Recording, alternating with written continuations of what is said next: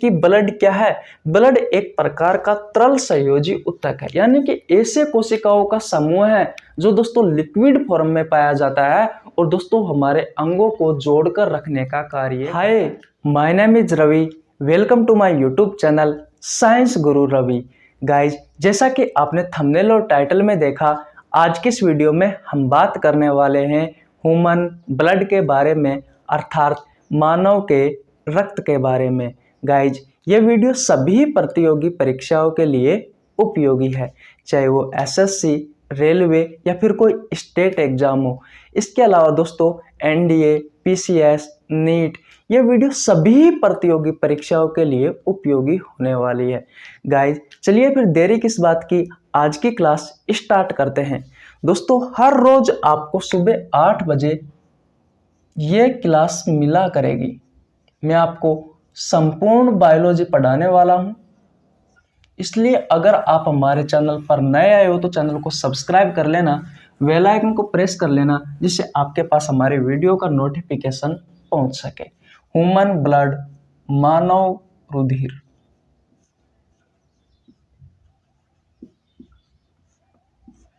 दोस्तों, सबसे पहले आपसे एक क्वेश्चन पूछा जाता है प्रतियोगी परीक्षाओं में कि ब्लड का अध्ययन विज्ञान की जिस शाखा में किया जाता है उस शाखा को क्या कहा जाता है।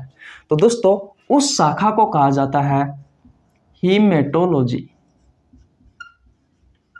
हीमेटोलॉजी, उस शाखा को दोस्तों क्या कहा जाता है? हीमेटोलॉजी कहा जाता है। मैंने आपसे क्वेश्चन क्या पूछा कि ब्लड का अध्ययन विज्ञान की जिस शाखा में किया जाता है उस शाखा को दोस्तों हीमेटोलॉजी कहा जाता है। क्या ये बात आपको समझ में आई? दोस्तों, होता क्या है, हमारे शरीर के जितने भी ऑर्गन हैं दोस्तों, उन सभी के बारे में अगर हमें डिटेल में जानना है, डिटेल में उनके बारे में अध्ययन करना है, तो दोस्तों उसकी एक अलग से ब्रांच बनी हुई है। तो दोस्तों, जैसे कि मैंने आपको बताया कि ब्लड का अध्ययन विज्ञान की जिस शाखा में करते हैं उस शाखा को दोस्तों हीमेटोलॉजी कहा जाता है। हीमेटोलॉजी दोस्तों विज्ञान की वह शाखा है जिसमें दोस्तों ब्लड के बारे में हमें डिटेल में जानकारी मिलती है, डिटेल में दोस्तों हम अध्ययन कर सकते हैं इस शाखा में। इस प्रकार के क्वेश्चन दोस्तों आपसे प्रतियोगी परीक्षाओं में पूछे जाते हैं। तो दोस्तों, हमारा पहला क्वेश्चन क्या था कि भैया ब्लड का अध्ययन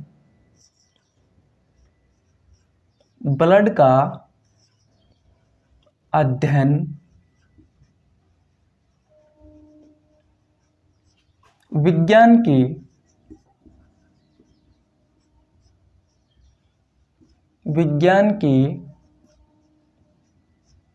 किस शाखा में किया जाता है? ये था भैया आपका पहला क्वेश्चन। मैंने आपसे क्या कहा कि ब्लड का अध्ययन विज्ञान की किस शाखा में किया जाता है। तो दोस्तों, ब्लड का अध्ययन विज्ञान की जिस शाखा में किया जाता है उस शाखा को कहा जाता है दोस्तों हीमेटोलॉजी। इसी प्रकार दोस्तों बहुत सारी शाखाएं हैं जो दोस्तों आपसे एग्जाम में पूछी जाती है, उनके बारे में चर्चा कर लेते हैं। जैसे कि मान लीजिए दोस्तों, अगर आपसे क्वेश्चन पूछा जाए भैया कि लीवर के बारे में हम विज्ञान की जिस शाखा में अध्ययन करते हैं उस शाखा को क्या कहा जाता है? तो दोस्तों उस शाखा को कहा जाता है हिपेटोलॉजी। हिपेटोलॉजी। क्या ये बात आपको समझ में आई? ठीक इसी प्रकार दोस्तों हमें हृदय के बारे में, हार्ट के बारे में डिटेल में अध्ययन करना है, तो दोस्तों उस शाखा को कहा जाता है कार्डियोलॉजी। उस शाखा को दोस्तों क्या कहा जाता है? कार्डियोलॉजी कहा जाता है। दोस्तों, अगर हमें किडनी के बारे में दोस्तों में डिटेल में जानना है, किडनी के बारे में डिटेल में अध्ययन करना है, तो दोस्तों उस शाखा को कहा जाता है रीनोलॉजी। अब दोस्तों एक अन्य नाम और है इस शाखा का, वो है दोस्तों नेफ्रोलॉजी। वो क्या है दोस्तों? नेफ्रोलॉजी। तो दोस्तों अगर आपसे क्वेश्चन पूछा जाए कि भैया किडनी का अध्ययन हम विज्ञान की जिस शाखा में करते हैं उस शाखा को दोस्तों क्या कहा जाता है? तो अगर ऑप्शन में रीनोलॉजी आ जाता है तो आप रीनोलॉजी कर सकते हो। अगर दोस्तों आपके एग्जाम में नेफ्रोलॉजी आ जाता है तो भैया आप नेफ्रोलॉजी कर सकते हो। बात क्लियर है? इसके अलावा दोस्तों हम ब्रेन के बारे में बात करते हैं। तो दोस्तों मस्तिष्क का अध्ययन विज्ञान की जिस शाखा में किया जाता है उस शाखा को कहा जाता है दोस्तों न्यूरोलॉजी। इस तरीके से दोस्तों अस्थि के बारे में अध्ययन हम विज्ञान की जिस शाखा में करते हैं उस शाखा को दोस्तों ऑस्टियोलॉजी कहा जाता है। इसी प्रकार दोस्तों हम हमारी आंखों के बारे में अध्ययन विज्ञान की जिस शाखा में करते हैं उस शाखा को दोस्तों ऑप्थेल्मोलॉजी कहा जाता है। मेरा कहने का तात्पर्य क्या है दोस्तों कि अलग अलग अंगों की एक अलग अलग शाखा होती है जिसके बारे में दोस्तों हम डिटेल में अध्ययन करते हैं। दोस्तों उनका अलग अलग नाम होता है। जैसे कि मैंने आपको क्या बताया कि ब्लड का अध्ययन विज्ञान की जिस शाखा में किया जाता है उस शाखा को हेमेटोलॉजी कहा जाता है। अगर आपको भैया ब्लड के बारे में डिटेल में जानना है कि ब्लड में होता क्या क्या है, ब्लड के कौन कौन से पार्ट होते हैं, ऐसा क्या होता है ब्लड में जिससे हमारा पूरा शरीर कार्य करता है, तो दोस्तों उन सभी बातों के बारे में जानना हम विज्ञान की जिस शाखा में जानते हैं। दोस्तों ब्लड के बारे में हम विज्ञान की जिस शाखा में अध्ययन करते हैं उस शाखा को दोस्तों क्या कहा जाता है? हेमेटोलॉजी कहा जाता है। ठीक उसी प्रकार दोस्तों आपसे एग्जाम में पूछा जाता है कि लीवर का अध्ययन विज्ञान की जिस शाखा में किया जाता है उस शाखा को दोस्तों क्या कहा जाता है? हेमेटोलॉजी कहा जाता है। हार्ट का अध्ययन विज्ञान की जिस शाखा में करते हैं दोस्तों उस शाखा को कार्डियोलॉजी कहा जाता है। दोस्तों किडनी के बारे में अध्ययन हम विज्ञान की जिस शाखा में करते हैं उस शाखा को रीनोलॉजी या फिर दोस्तों नेफ्रोलॉजी कहा जाता है। ठीक उसी प्रकार दोस्तों ब्रेन का अध्ययन विज्ञान की जिस शाखा में करते हैं उस शाखा को दोस्तों क्या कहा जाता है? न्यूरोलॉजी कहा जाता है। क्या ये बात आपको समझ में आई या नहीं आई? सबसे पहले आप ये बताओ। आशा करता हूं दोस्तों ये छोटी सी बात थी आपको बहुत अच्छे से समझ में आ गई होगी। अब दोस्तों आपसे क्वेश्चन पूछा जाता है कि भैया मानव का जो रक्त है, मानव का जो रुधिर है, ये दोस्तों किस तंत्र का हिस्सा है? जैसे कि दोस्तों आपको पता है आपकी जो छोटी आंत है, बड़ी आंत है, दोस्तों आपने पढ़ रखा होगा, तो दोस्तों उन्हें हम पाचन तंत्र में पढ़ते हैं। ठीक उसी प्रकार दोस्तों जैसे हम हमारे हड्डियों के बारे में पढ़ते हैं तो दोस्तों किस तंत्र में पढ़ते हैं? हड्डियों के बारे में कंकाल तंत्र में पढ़ते हैं। तो दोस्तों मेरा आपसे क्वेश्चन ये है कि भैया मानव का जो रुधिर है, मानव का जो रक्त है, ये दोस्तों किस तंत्र का हिस्सा है? तो दोस्तों आपको ध्यान रखना है भैया मानव का जो रक्त है दोस्तों, ये दोस्तों रक्त परिसंचरण तंत्र, रक्त परिसंचरण तंत्र का हिस्सा है। क्या आपको यह बात समझ में आई? दोस्तों रक्त परिसंचरण तंत्र में हम दोस्तों तीन चीजों के बारे में डिटेल में पढ़ते हैं। वो तीन चीजें क्या है दोस्तों? एक तो है दोस्तों हार्ट, एक है दोस्तों ब्लड वेसल्स और एक है दोस्तों हमारा ब्लड यानी कि ह्यूमन ब्लड। क्या अब आपको ये कहानी समझ में आई? दोस्तों रक्त जो परिसंचरण तंत्र है इसमें दोस्तों हम तीन चीजों के बारे में अध्ययन करते हैं। एक करते हैं दोस्तों हमारे हृदय के बारे में अध्ययन, एक करते हैं दोस्तों ब्लड वेसल्स, आपकी जो नस होती है ना उन्हें दोस्तों रुधिर वाहिका कहा जाता है, उनके बारे में अध्ययन करते हैं, और एक होता है दोस्तों ह्यूमन ब्लड जिसके बारे में दोस्तों हम पढ़ रहे हैं। तो भैया इन तीन चीजों का अध्ययन हम किस में करते हैं? भैया रक्त परिसंचरण तंत्र एक चैप्टर होता है दोस्तों, इसी के ही ये तीनों भाग है। हार्ट क्या करता है दोस्तों? हमारे रक्त को पंप करने का कार्य करता है। इसके अलावा ब्लड वेसल्स नस क्या करती है? नस में दोस्तों हमारा जो ब्लड होता है वो बहता रहता है, एक अंग से दूसरे अंग तक ट्रांसफर दोस्तों इन्हीं ब्लड वेसल्स, इन्हीं नसों के माध्यम से होता है। ब्लड क्या है इसके बारे में अब हम बात करने वाले हैं। तो दोस्तों आशा करता हूं ये छोटी सी बातें थी आपको बहुत अच्छे से समझ में आ गई होगी। लाइफ में पहली बार पढ़ा रहा हूं दोस्तों, इसलिए हो सकता है आपको मेरी लैंग्वेज समझ में ना आए, लेकिन दोस्तों जो मैं कंटेंट दूंगा वो आपकी प्रतियोगी परीक्षाओं के लिए उपयोगी रहेगा। इसलिए प्लीज़ मैं आपसे रिक्वेस्ट करता हूँ, ज़रूर हमारी एक बार वीडियो देखें, एक बार हमें समझने का मौका ज़रूर दें।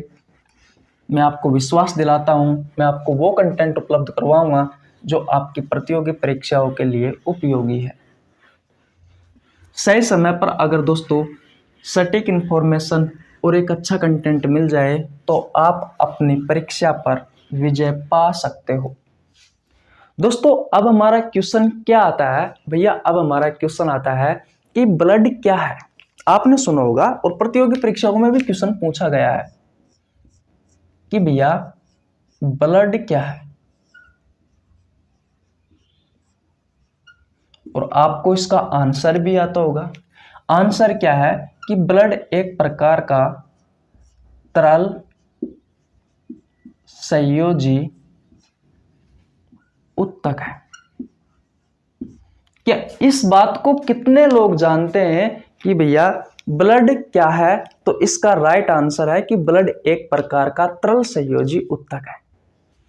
लगभग आप जितने भी वीडियो देख रहे हो आप सभी को पता होगा कि ब्लड एक प्रकार का तरल संयोजी उत्तक है। लेकिन क्यों है, इसके पीछे की कहानी क्या आपने कभी जानने के लिए सोची? एक्चुअली में होता क्या है ब्लड में, जो ब्लड को हम एक प्रकार का तरल संयोजी उत्तक कहते हैं। आइए मैं समझाता हूं मैं किस लिए हूं। दोस्तों सबसे पहले हम बात करते हैं उत्तक के बारे में। उत्तक के बारे में दोस्तों एक शब्द है कोशिका। आप सब जानते होंगे कोशिका होता क्या है, लेकिन फिर भी मैं आपको बता देता हूं। इसके बारे में ऐसा कहा जाता है कि सजीव की ये सबसे छोटी इकाई है। मैं ये भी कह सकता हूं कि मानव शरीर की सबसे छोटी इकाई है। जिस तरीके से दोस्तों किसी मकान को बनाने के लिए ईंट का उपयोग किया जाता है, ठीक उसी प्रकार दोस्तों शरीर को बनाने के लिए इस कोशिका का उपयोग किया गया है।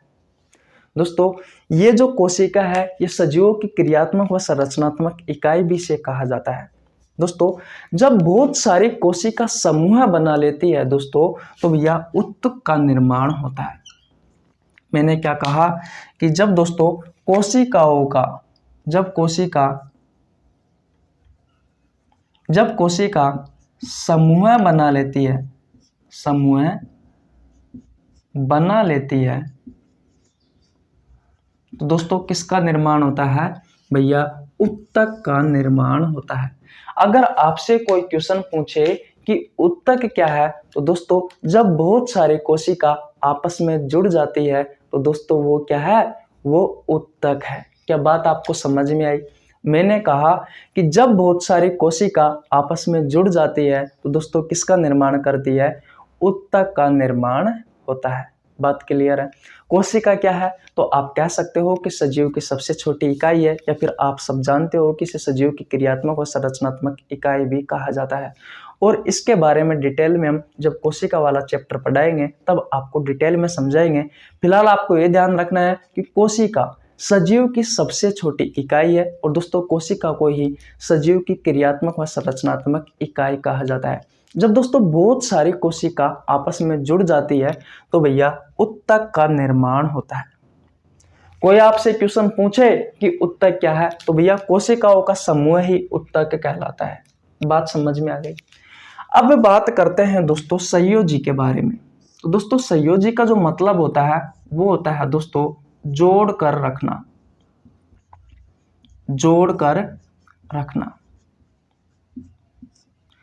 अब दोस्तों बात ये आती है कि भैया ब्लड के लिए ये संयोजी शब्द क्यों आया?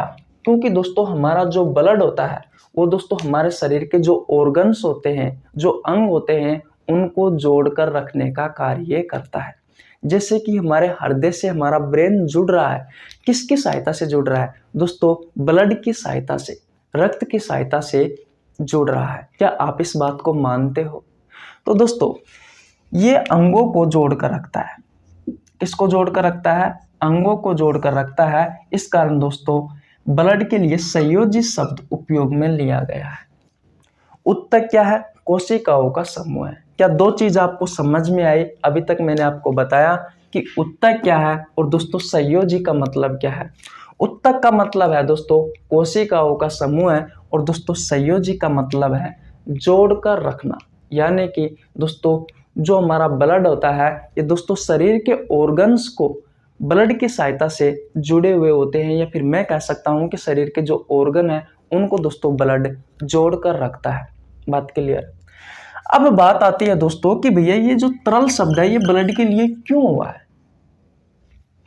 ये ब्लड के लिए ये जो तरल शब्द है ये क्यों आया है। दोस्तों आपने सुना होगा कि आपका जो ब्लड होता है इस ब्लड के दो भाग होते हैं, एक होता है ठोस भाग और एक होता है दोस्तों तरल भाग। ब्लड का दोस्तों जो ठोस भाग होता है ये भैया कितना होता है, ये 45% होता है पूरे ब्लड का, और जो तरल भाग है दोस्तों ये 55% होता है। कितना होता है दोस्तों, 55%।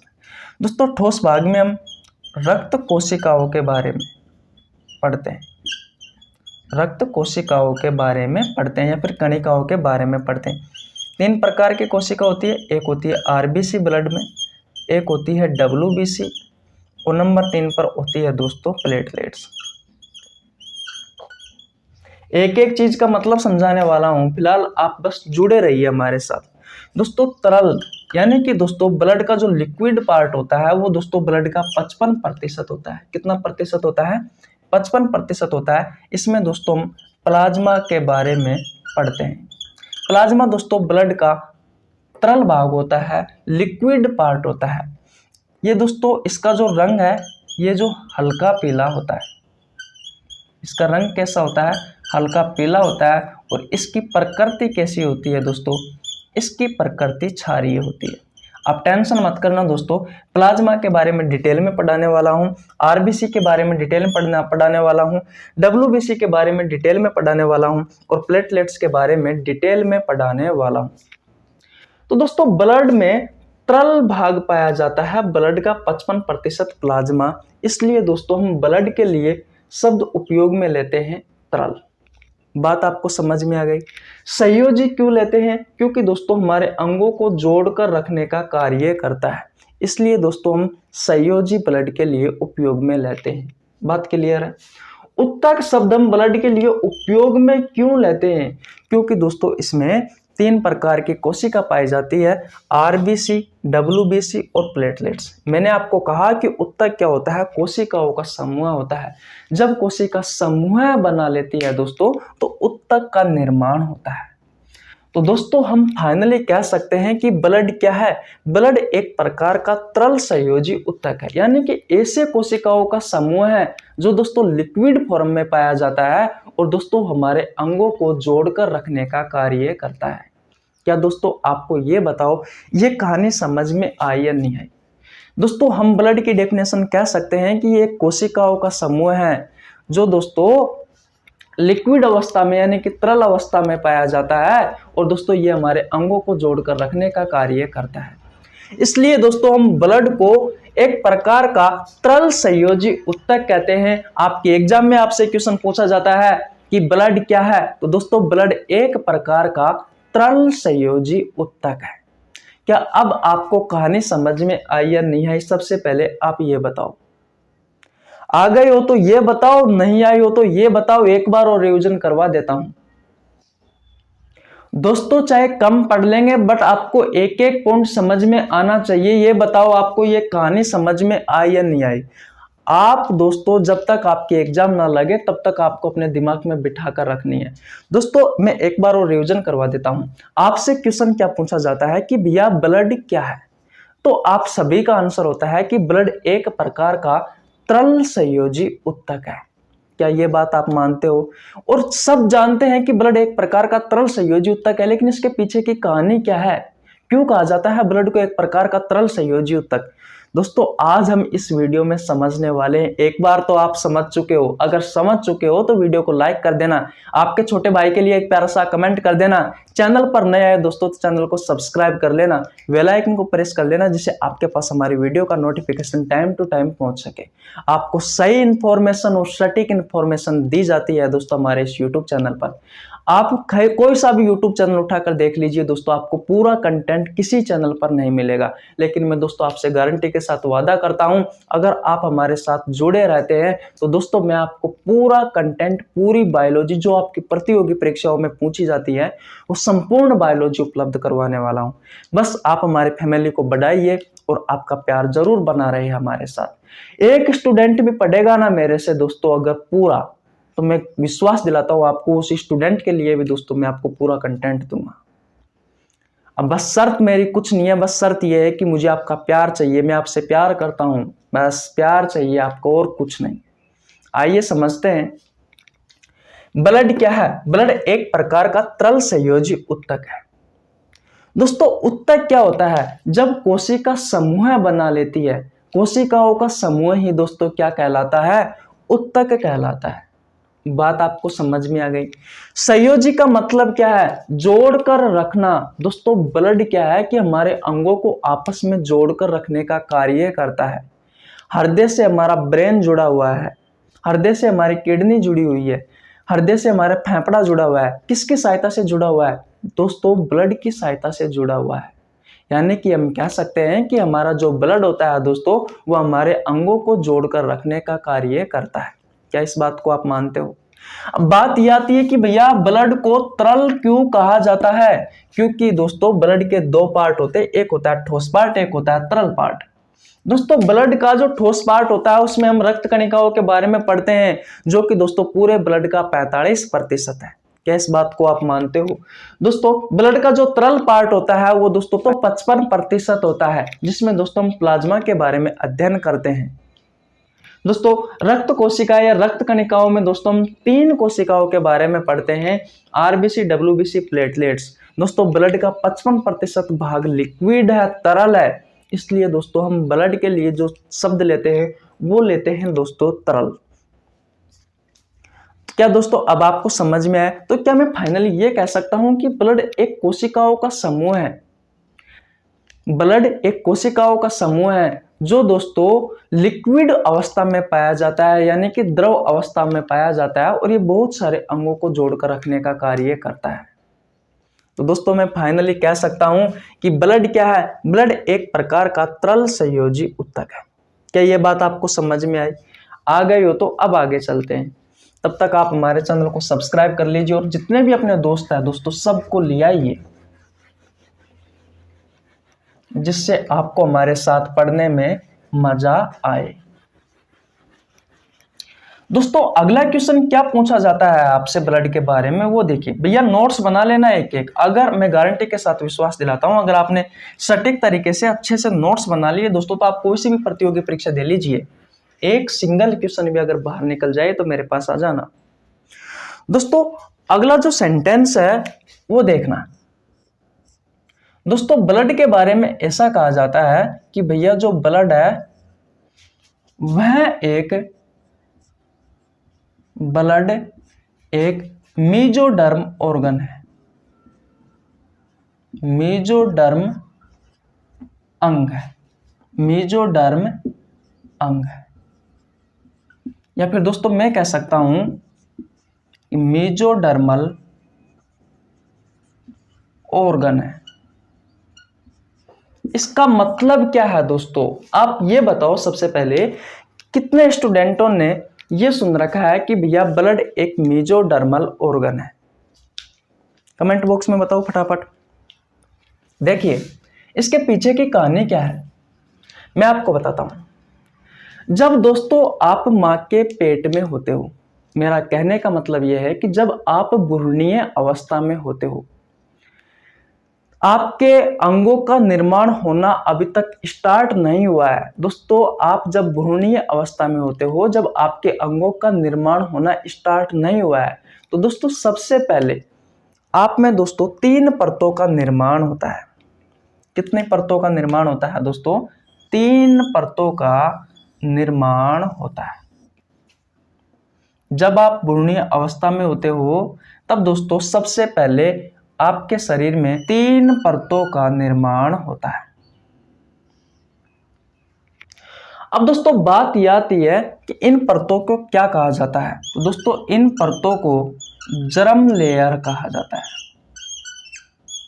क्या कहा जाता है दोस्तों? इन परतों को जर्म लेयर कहा जाता है। सबसे बाहर वाली जो परत होती है दोस्तों वो होती है भैया एक्टोडर्म। बीच वाली जो परत होती है दोस्तों वो होती है भैया मेसोडर्म। और सबसे अंदर वाली जो परत होती है दोस्तों वो होती है भैया एंडोडर्म। मैंने आपसे क्या कहा कि जब आप भ्रूणीय अवस्था में होते हो तब दोस्तों आपके शरीर में सबसे पहले 3 परतों का निर्माण होता है। उन परतों को कहा जाता है दोस्तों जर्म लेयर। उन परतों को क्या कहा जाता है? जर्म परत, या फिर आप कह सकते हो कि जर्म लेयर कहा जाता है। अब बात यह आती है कि भैया इन परतों का कार्य क्या होता है? तो दोस्तों ये अंगों के निर्माण में सहायक होती है। अंगों के निर्माण में सहायक होती है। ये भैया अंगों के निर्माण में सहायक होती है। क्या आपको कहानी समझ में आ रही है मैं क्या कह रहा हूं? मैं ये कह रहा हूं कि भैया हमारा ब्लड एक मेसोडर्म अंग है। अब दोस्तों मेसोडर्म अंग को मैं एक्सप्लेन कर रहा हूं कि जब आप भ्रूणीय अवस्था में होते हो तब दोस्तों सबसे पहले आपके शरीर में 3 परतों का निर्माण होता है। कितनी परतों का निर्माण होता है दोस्तों? 3 परतों का निर्माण होता है और उन 3 परतों को कहा जाता है दोस्तों जर्म लेयर या फिर जर्म परत। बात समझ में आ गई? ये जर्म लेयर क्या करती है दोस्तों? आपके शरीर में अंगों का निर्माण करती है। क्या करती है दोस्तों? आपके शरीर में अंगों का निर्माण करती है। क्या ये बात आपको समझ में आ गई? अब दोस्तों वो 3 परत कौन कौन सी है, बात ये आती है। तो दोस्तों वो 3 परत ये है। सबसे बाहर वाली जो परत है दोस्तों, सबसे बाहर वाली जो परत है दोस्तों वो है भैया एक्टोडर्म। कौन सी है? एक्टोडर्म। सबसे बीच वाली जो परत है दोस्तों, मध्य वाली, वो परत है भैया मेसोडर्म। और सबसे अंदर वाली जो परत है दोस्तों वो कौन सी है? वो है भैया एंडोडर्म। तो दोस्तों ऐसे अंग जिनका निर्माण दोस्तों एक्टोडर्म परत से हुआ है उनको क्या कहा जाता है दोस्तों? एक्टोडर्मल ऑर्गन या फिर दोस्तों एक्टोडर्म अंग कहा जाता है। जिन अंगों का निर्माण मेसोडर्म परत से हुआ है उन अंगों को दोस्तों क्या कहा जाता है? उन अंगों को दोस्तों मेसोडर्म अंग कहा जाता है। इसी प्रकार दोस्तों जिन अंगों का निर्माण एंडोडर्म परत से हुआ है उन अंगों को दोस्तों क्या कहा जाता है? उन अंगों को कहा जाता है दोस्तों एंडोडर्मल ऑर्गन या फिर दोस्तों एंडोडर्म अंग। बात क्लियर है? क्या ये आपको ये चीज समझ में आई? मैंने क्या कहा? मैंने ये कहा दोस्तों कि जिन अंगों का निर्माण एक्टोडर्म परत से हुआ है उन्हें एक्टोडर्मल ऑर्गन कहा जाता है। जिन अंगों का निर्माण मेसोडर्म परत से हुआ है उन अंगों को दोस्तों क्या कहा जाता है? उन अंगों को दोस्तों मेसोडर्म अंग या मेसोडर्मल ऑर्गन कहा जाता है। ठीक इसी प्रकार दोस्तों जिन अंगों का निर्माण एंडोडर्म लेयर से हुआ है उन अंगों को दोस्तों क्या कहा जाता है? तो भैया उन अंगों को कहा जाता है एंडोडर्म अंग या फिर एंडोडर्मल अंग। अब दोस्तों बात यह आती है कि भैया कौन कौन से तो एक्टोडर्मल ऑर्गन है यानी कि एक्टोडर्म अंग है, कौन कौन से मेसोडर्मल ऑर्गन है यानी कि मेसोडर्म अंग है, और दोस्तों कौन कौन से एंडोडर्मल ऑर्गन है यानी कि एंडोडर्म ऑर्गन है। आइए एक एक के बारे में समझते हैं। सबसे पहले बात करते हैं दोस्तों एक्टोडर्मल ऑर्गन के बारे में। एक्टोडर्म अंग के बारे में तो भैया कौन कौन से हैं जिन्हें आप क्या कहते हो? एक्टोडर्म अंग कहते हो। तो वो है भैया आपकी त्वचा और दोस्तों आपके शरीर की बाहरी परत। कोई आपसे क्वेश्चन पूछे कि भैया त्वचा किस प्रकार का अंग है, तो दोस्तों त्वचा एक एक्टोडर्म अंग है या फिर आप कह सकते हो कि एक्टोडर्मल अंग है। ठीक इसी प्रकार मैंने आपसे क्वेश्चन पूछा था कि ब्लड क्या है। ब्लड दोस्तों एक मेसोडर्म अंग है। क्यों कहा गया है इसे मेसोडर्म अंग? क्योंकि दोस्तों इसका निर्माण मेसोडर्म परत से हुआ है। बात आपको समझ में आ गई। ठीक इसी प्रकार दोस्तों त्वचा का निर्माण किससे हुआ है? एक्टोडर्म परत से हुआ है। इस कारण दोस्तों इसे एक्टोडर्म अंग कहा गया है। क्या बात अब आपको समझ में आई? दूसरी बात करूं दोस्तों मैं, तो बात आती है भैया मेसोडर्म अंग की। मेसोडर्म अंग की तो भैया मेसोडर्म अंग के उदाहरण कौन कौन से हैं? तो दोस्तों सबसे पहले हम ब्लड की बात करते हैं। ब्लड कौन सा अंग है? एक मेसोडर्म अंग है। दूसरी बात दोस्तों करते हैं हम हृदय की जो पेशियां होती है वो भी दोस्तों मेसोडर्म अंग है। इसके अलावा दोस्तों छोटी आंत, बड़ी आंत, आपके जो पेट है इस पेट के अंदर की तरफ जो परत है उसका निर्माण दोस्तों किससे हुआ है? इस मेसोडर्म परत से हुआ है। इस कारण दोस्तों इसे मेसोडर्म अंग में रखा गया है। क्या ये बात आपको समझ में आई या नहीं आई? सबसे पहले आप ये बताओ। आशा करता हूं दोस्तों ये बात आपको अच्छे से समझ में आ गई होगी। तीसरी बात करते हैं दोस्तों हम किसके बारे में? तीसरी बात करते हैं दोस्तों हम एंडोडर्म अंग के बारे में। एंडोडर्म अंग के बारे में। तो दोस्तों इसमें कौन कौन से अंग आते हैं? तो भैया इसमें आते हैं भैया आपके फेफड़े, आपकी किडनी, इसके अलावा दोस्तों थाइमस ग्रंथि, थायराइड ग्रंथि, लीवर, ये सभी दोस्तों किस में आते हैं? और जितनी भी ग्रंथियां हैं दोस्तों जैसे कि अग्नाशय, ये सभी किस में आते हैं दोस्तों? ये सभी भैया एक्टोडर्म अंग में आते हैं। अब आपको क्या समझ में नहीं आया? एक बार और रिवीजन करवाता हूं। मैंने आपसे क्वेश्चन पूछा है कि भैया ब्लड किस प्रकार का अंग है? तो भैया ब्लड एक मेसोडर्म अंग है। इसका मतलब क्या है कि दोस्तों हमारा जो ब्लड है ये एक प्रकार का मेसोडर्मल ऑर्गन है। अब दोस्तों इसके पीछे की कहानी क्या है वो देखिए। जब आप मां के पेट में रहते हो, जब आप भ्रूणीय अवस्था में होते हो, उस समय दोस्तों होता क्या है, आपके शरीर में सबसे पहले 3 परतों का निर्माण होता है। उन परतों को दोस्तों कहा जाता है जर्म लेयर या फिर दोस्तों जर्म परत कहा जाता है। दोस्तों होता क्या है, ये परत क्या करती है? आपके शरीर के अंगों का निर्माण करती है। मैंने आपसे क्या कहा कि जब आप भ्रूणीय अवस्था में होते हो उस समय आपके शरीर में 3 परतों का निर्माण होता है। उन परतों को जर्म लेयर या जर्म परत कहा जाता है। और ये परत क्या करती है दोस्तों? अंगों के निर्माण में सहायक होती है, यानी कि आपके शरीर के अंगों का निर्माण करती है। वो 3 परत कौन कौन सी है? बात ये आती है। तो दोस्तों वो 3 परत ये है।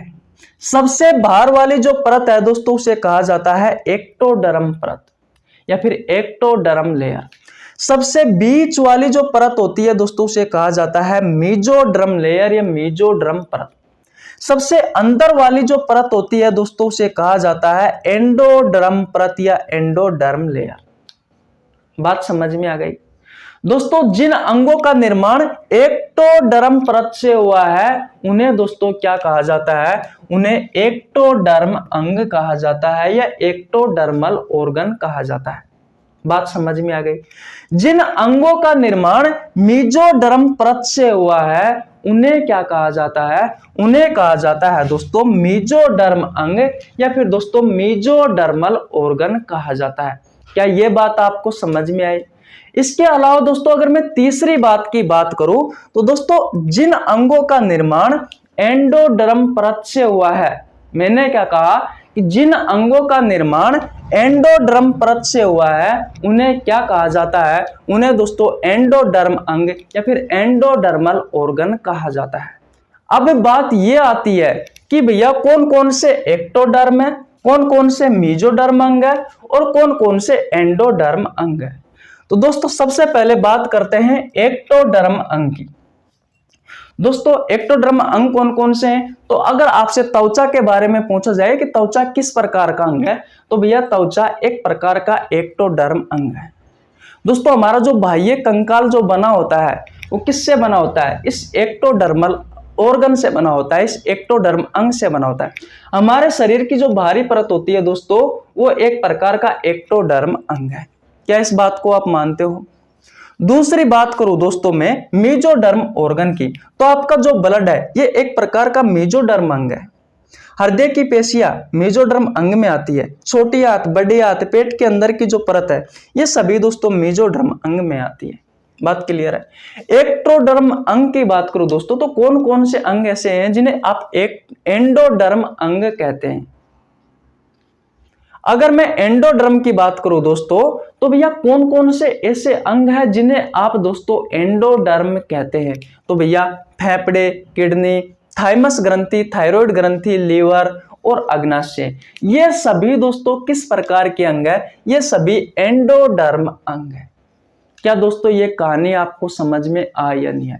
दोस्तों 2 बार नहीं, मैं आपको 3 बार पढ़ा दूंगा, 3 बार पढ़ा दूंगा, बट बात आपको समझ में आनी चाहिए।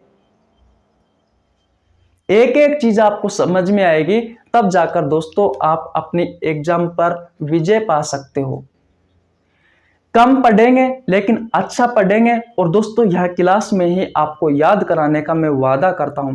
एक क्लास देख लीजिए, जो भी पढ़ाऊंगा इसी क्लास में याद हो जाएगा, इतना मैं आपको विश्वास दिलाता हूं। एक बार और रिवीजन करते हैं, चाहे कम पढ़ लेंगे आज लेकिन अच्छा पढ़ने वाले हैं।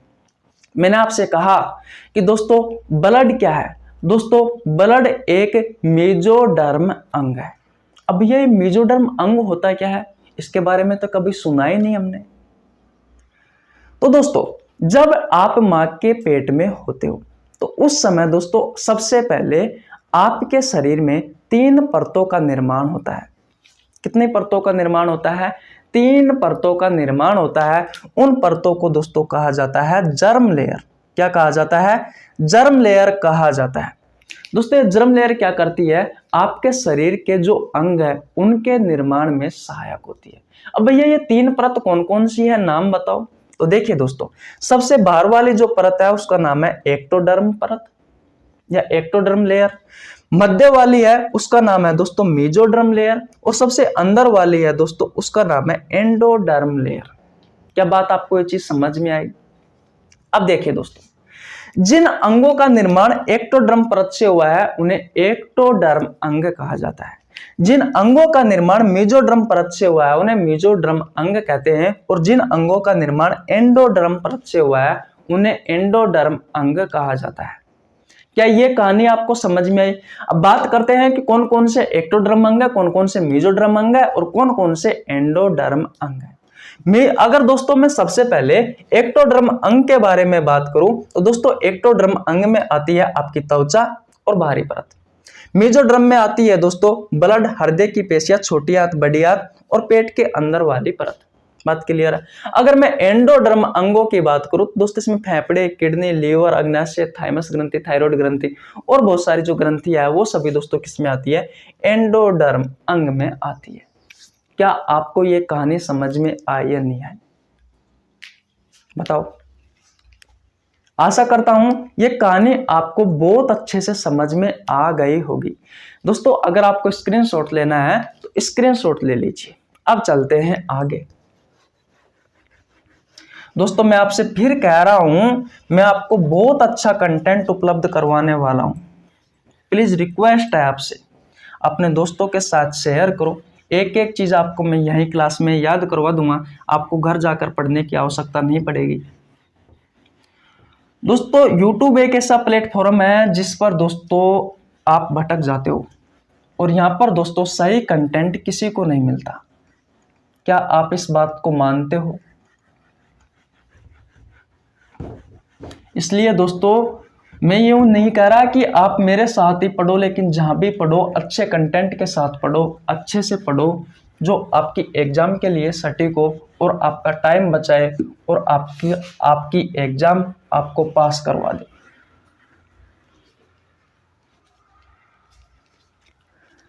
अब दोस्तों बारी आ चुकी है कि भैया आपका जो ब्लड है वो कितना होता है, आपके शरीर में ब्लड कितना होता है।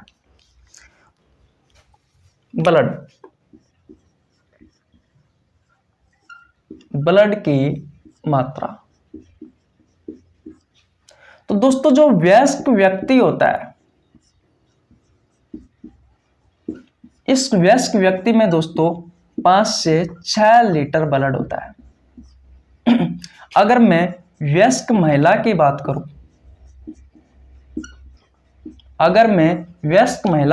करूं, दोस्तों तो भैया 4 से 5 लीटर ब्लड होता है।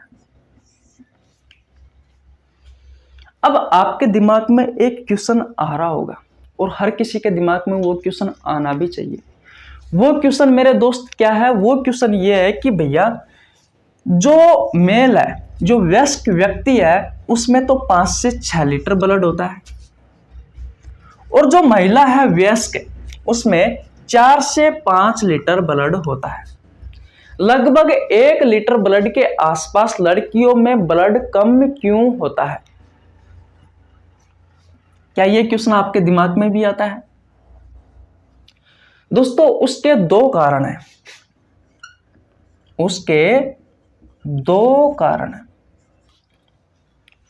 पहला कारण क्या है दोस्तों?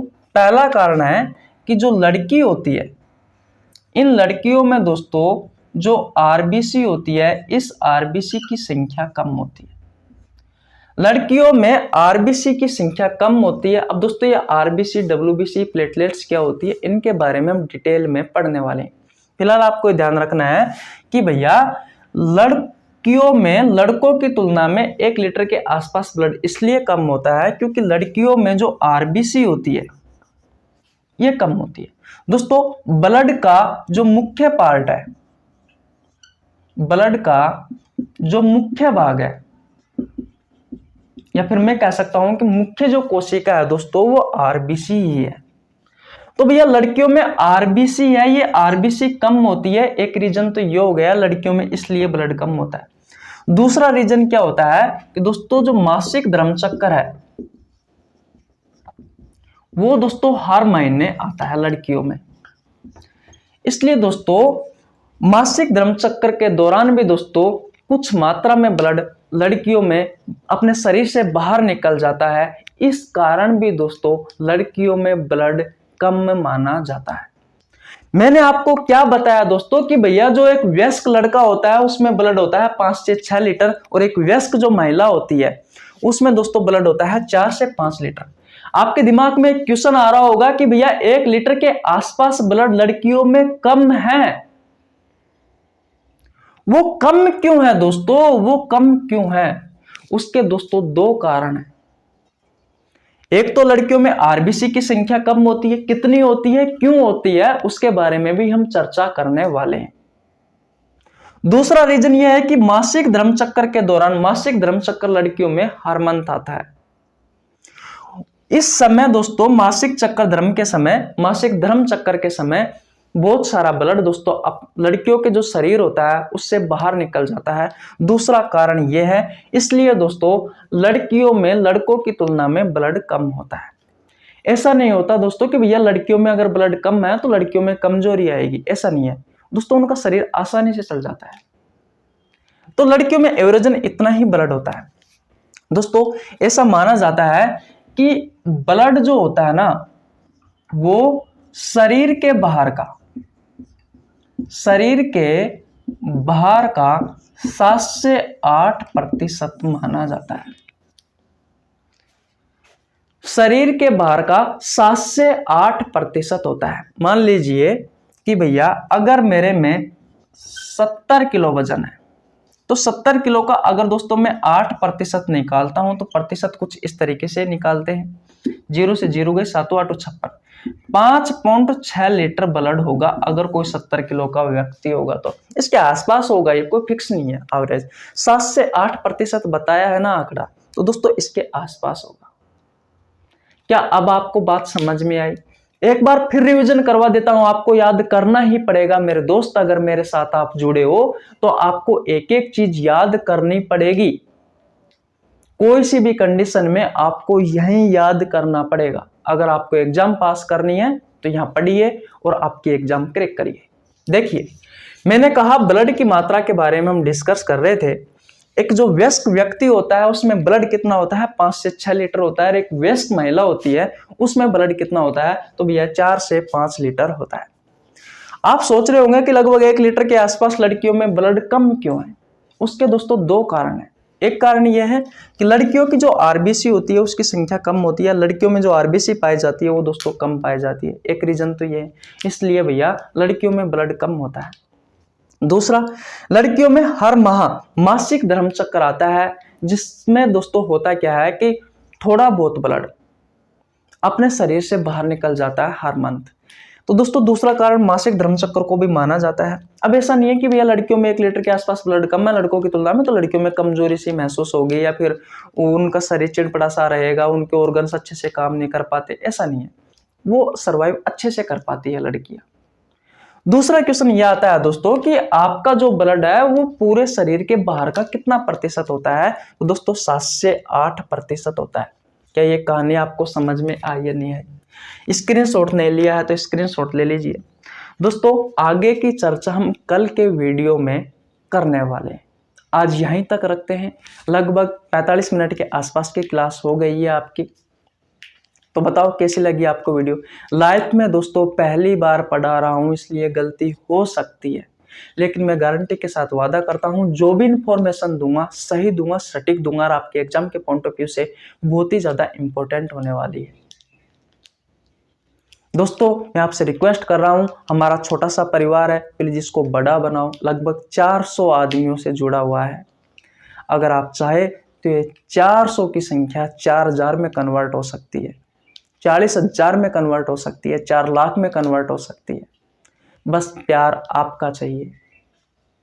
प्लीज मैं आपसे फिर रिक्वेस्ट करता हूं, चैनल पर नया है तो चैनल को सब्सक्राइब कर लेना, बेल आइकन को प्रेस कर लेना, जिससे आपके पास हमारे वीडियो का नोटिफिकेशन टाइम टू टाइम पहुंच सके। दोस्तों अगर कुछ गलती हो गई हो तो माफ कर देना। मिलते हैं नेक्स्ट वीडियो में, तब तक के लिए जय हिंद जय भारत।